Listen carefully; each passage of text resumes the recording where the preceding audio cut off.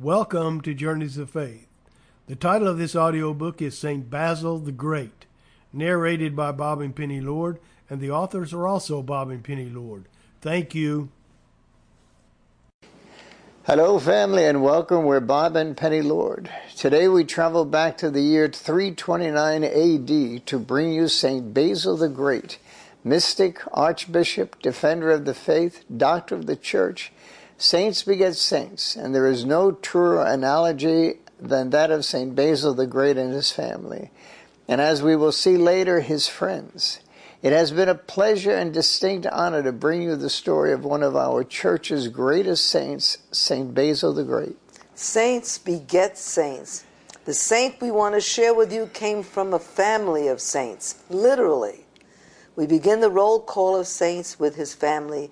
His grandmother, St. Macrina the Elder, his mother and father, St. Basil the Elder and St. Emilia, his brothers, St. Gregory of Nyssa and St. Peter of Sebaste, and his sister, St. Macrina the Younger. As we travel deeper and deeper into his life, you will discover the many gifts that made him a saint and had him declared a doctor of the church.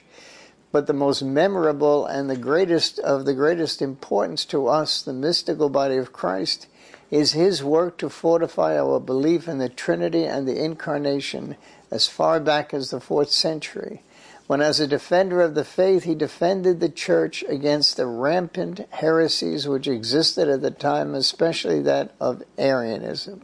To us a saint is born. History dictates that we travel back to the 4th century, to Caesarea, the capital of Cappadocia in Asia Minor, where Basil the Great was born in 329. St. Basil the Great was born into a very comfortable life, his family owning considerable land and possessions, but their worldly goods did not own them. As saints beget saints, his early life would be molded by the example left by his parents' virtuous and pious life. Both dry martyrs, his parents suffered and endured harsh persecution under the heartless Emperor Maximus Galerius, who sentenced them to many arduous, cruel years in the unforgiving wilds of the mountains of Pontus. Tyrannical rulers of every age always go after those who would dare influence the many to lead a Christian life filled with hope and promise.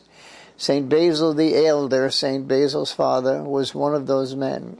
As a highly reputed teacher in Cappadocia, he called all who met him to live a more godly life, not only by his words, but by his example. Sample complete. Ready to continue?